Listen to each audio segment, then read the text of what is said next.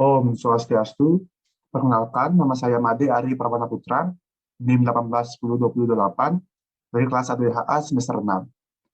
Jadi, pada video kali ini, saya akan menjelaskan tutorial bagaimana cara menggunakan aplikasi Hotel Management System, yaitu Hotel Management System by Armadillo Hotel.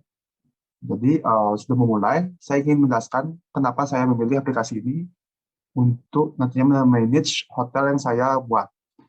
Jadi, saya menggunakan aplikasi ini karena aplikasi memiliki banyak keuntungan, yaitu salah satunya adalah aplikasi ini sudah dapat mencakup banyak departemen di hotel, misalnya di departemen front office, housekeeping, FB product, dan FB service, dan juga bahkan accounting. Namun pada video ini saya hanya akan menggunakan di departemen FO, housekeeping, dan juga FB service dan product. Jadi, itulah mengapa saya memilih aplikasi ini untuk dibuatkan tutorial, karena aplikasi yang mudah digunakan, dan juga sangat simpel karena hanya memerlukan satu aplikasi. Baik, kita langsung saja ke video tutorialnya. Yang pertama-tama, kita harus menginstal terlebih dahulu aplikasi Armadillo yang sudah kita download. Jadi di sini ada Armadillo Horisto dan juga Armadillo Hotel yang sudah saya download. Jadi Armadillo Hotel ini yaitu untuk FBS dan juga kitchen, dan Armadillo Hotel ini untuk front office dan juga housekeeping. Jadi kita double klik saja file X-nya, dan akan muncul instalasinya. Kita klik next, kita accept dan terms and license-nya, dan kita klik next, dan kita pilih lokasi untuk menyimpannya. Kita bisa simpan saja di sini, kita klik next, install. Maka installnya akan langsung dimulai. Nah, jika sudah muncul halaman seperti ini, maka install sudah berhasil. Kita langsung saja klik finish.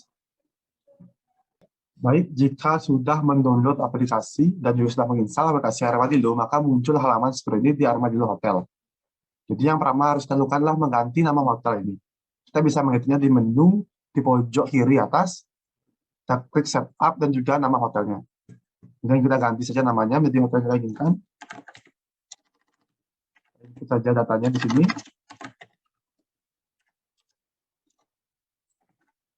Kemudian kita tulis alamatnya di sini bisa.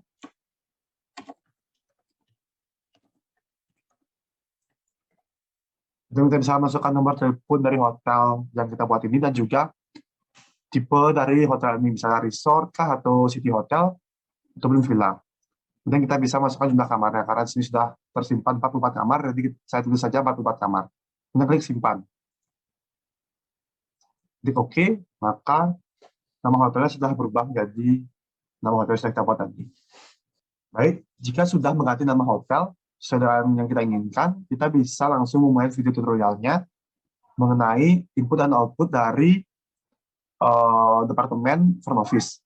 Jadi di sini ada booking, casino house, dan juga kasir yang berhubungan dengan front office. Kita mulai dari booking, akan muncul halaman seperti ini, di mana ada daftar tamu, EA, dan juga tamu yang sudah check-in. Jadi tamu EA yang ini adalah yang berwarna hijau, dan tamu check-in-nya berwarna merah. Jika kita ingin mengisi baru atau membuat reservasi baru, kita bisa klik isi baru di sini. Kemudian kita bisa menginput data yang diperlukan untuk proses ini. Nah, di antaranya adalah nama, alamat, kota, ID, nomor ID, telepon, dan juga email, dan juga data reservasi seperti grup, catatan grup, dan juga statusnya. Kemudian data tanggal dan data menginap. Kemudian data lainnya seperti tanggal dan tempat lahir, agama, maksud kunjungan, dan juga kewarganegaraan. Kemudian jika sudah mengisi semua data ini, kita bisa langsung klik simpan dan juga keluar. Baik, selain itu, kita juga bisa mengedit data reservasi atau data expected arrival yang sudah dibuat dengan cara kita klik terlebih dahulu EA-nya, salah satunya itu Paula Widenka, kemudian kita klik menu editnya, akan muncul halaman seperti tadi. Kita tinggal masukkan data yang apa yang ingin kita ubah dari EA ini. Dan jika sudah selesai, kita bisa klik cetak untuk mencetak data calon tamu tersebut, dan juga kita bisa klik update untuk mengupdate atau memperbarui data yang sudah diubah tadi. Dan kita klik OK, maka datanya sudah akan berubah di sini. Kemudian jika kita juga bisa dapat mencari nama tamu atau reservasi jika kita sulit untuk menemukannya. Kita bisa klik menu cari, dan kita masukkan namanya di sini, misalnya Lauren. Anda klik cari, maka akan muncul namanya langsung di sini. Kemudian,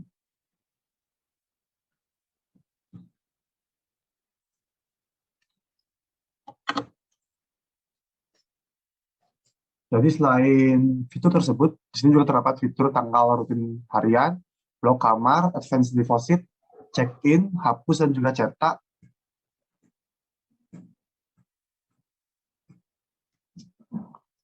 Jadi, selain dari fitur tersebut, terdapat juga fitur tanggal rutin harian, blok kamar, advance deposit, menghapus reservasi, mencetak reservasi, dan juga check-in. Jadi untuk check-in, kita bisa klik saja salah satu tombol EA-nya, dan kita klik check-in.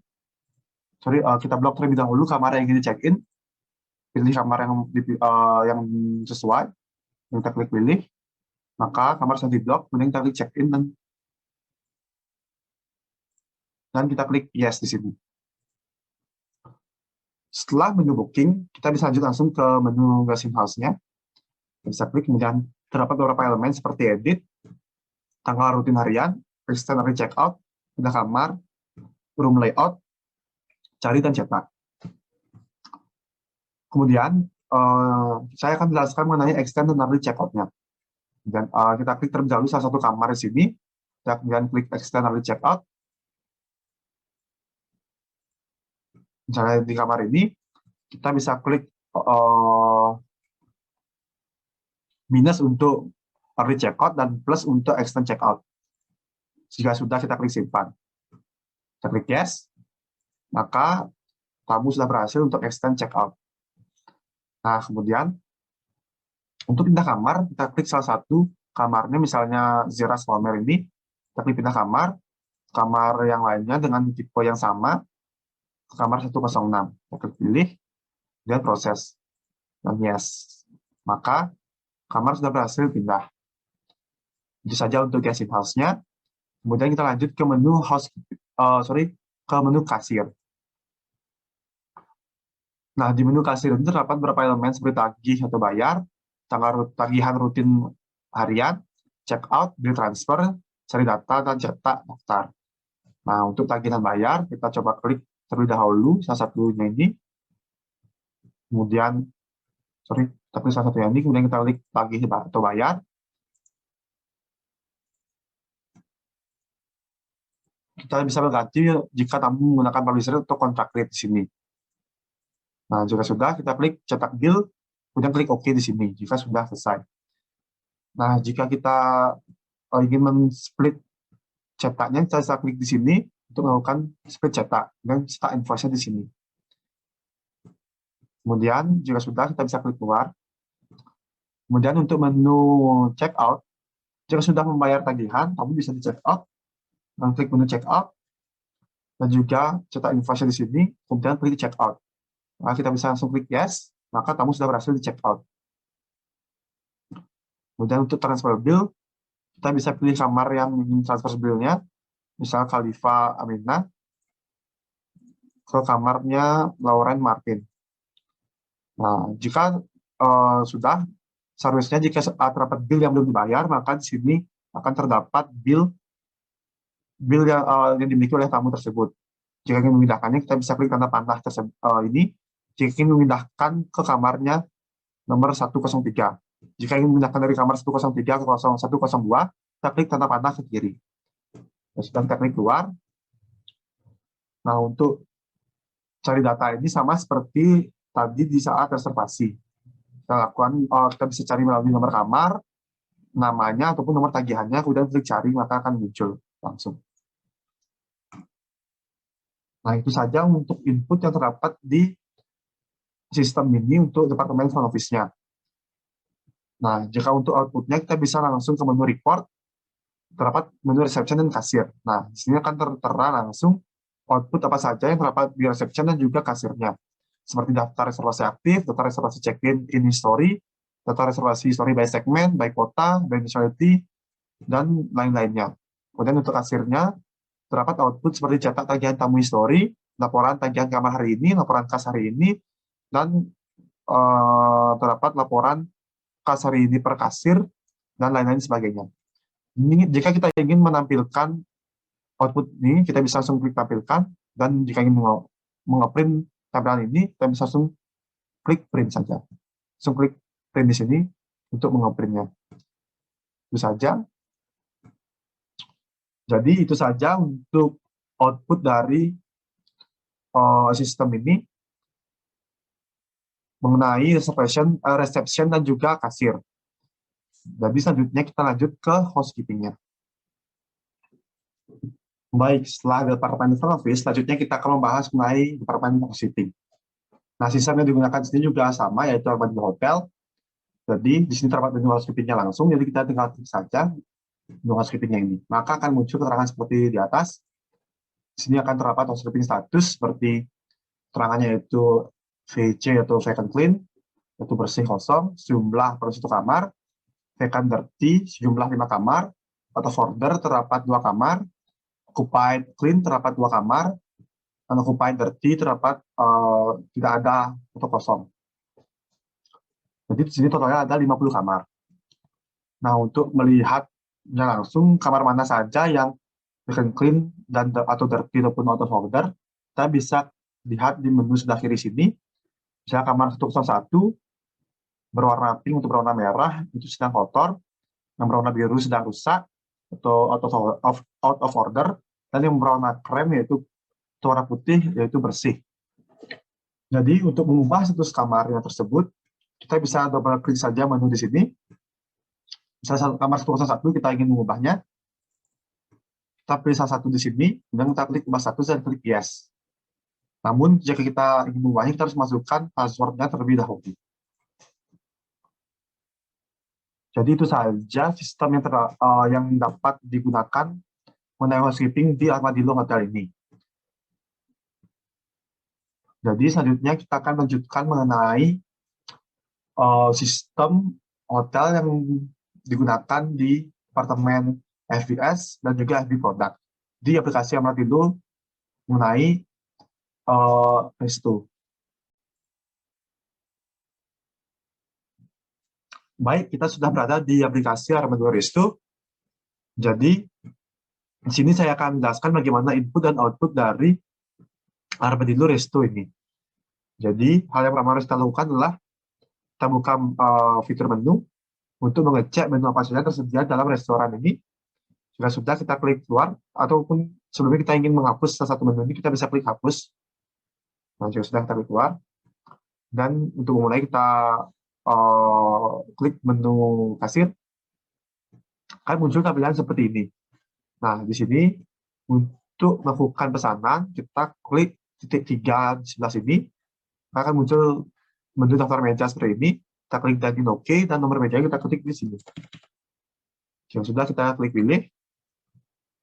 Nah, jika sudah, kita pilih menu yang apa yang dia pesan. Misalnya dia memesan satu chicken curry, kita klik pilih, dan kuantitinya kita klik di sini dan klik centang. Jika dia memesan satu saja, kemudian kita klik menu lagi, untuk memesan minumannya kita klik sebelah sini untuk beverage-nya. Misalnya dia memesan teh, kita klik pilih, kuantitinya 1. Nah, jika sudah, maka di sini akan muncul menu total bayaran yang harus dibayar oleh tamu tersebut. Sudah, kita klik pending karena tamu belum bayar pesanan ini. Kita klik yes. Nah, kemudian kita klik menu ambil dan kita pilih menu yang tadi. Untuk memprosesnya ke dapur, kita harus klik menu dapur di sini. Untuk memproses order ke dapur, kita klik yes. Sudah, kita klik yes untuk mencetak order tersebut dan print di sini. Nah, jika sudah,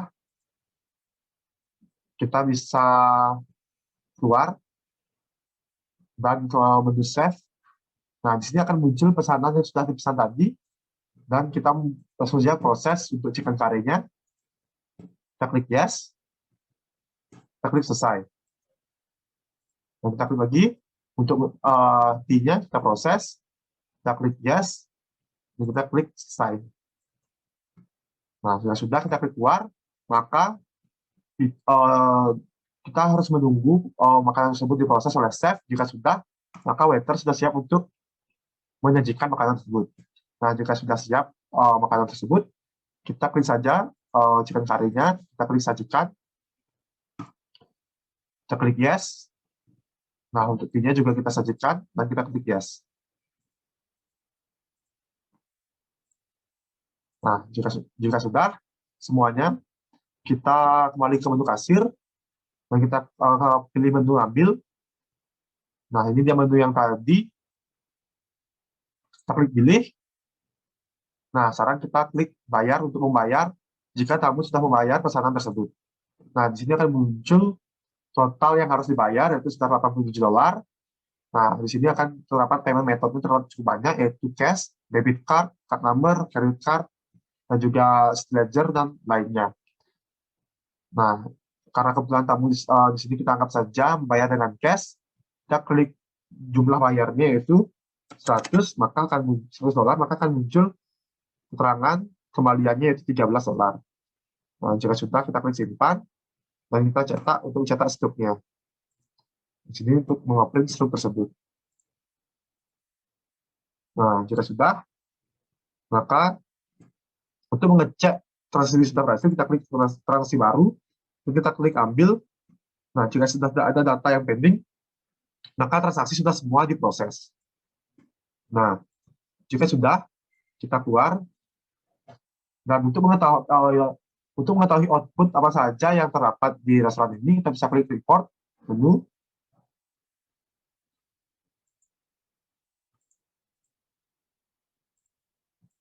Nah, sini akan muncul daftar laporan yang tersedia, yaitu laporan harian seperti laporan harian transaksi penjualan, laporan daftar menu per option, laporan penjualan bayar debit card ataupun dengan bayar credit card, dan laporan lainnya. Ini cukup banyak terdapat laporan tersebut.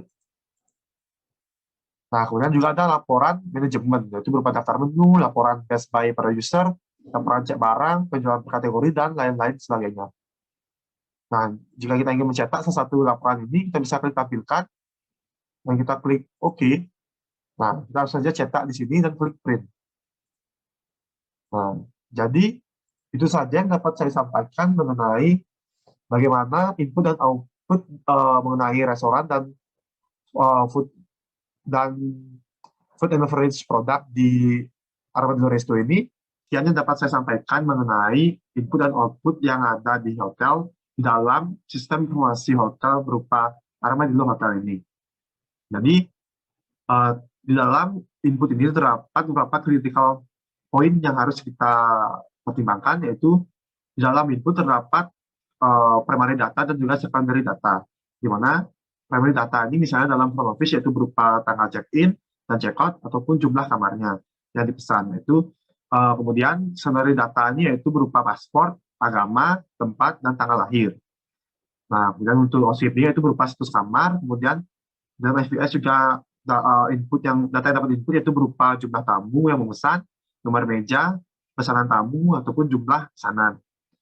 Nah, jadi data yang kita input di dalam sistem ini harus sudah benar, karena data yang diinput ini akan menghasilkan output, yaitu berupa laporan yang nantinya akan berhubungan dengan hotel, sehingga tidak akan terjadi kesalahan dalam membuat laporan tersebut.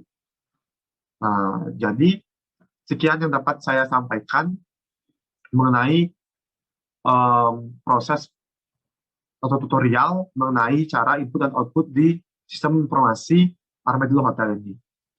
Akhir kata saya ucapkan, Parma Santi, Om Santi Santi Santi Om.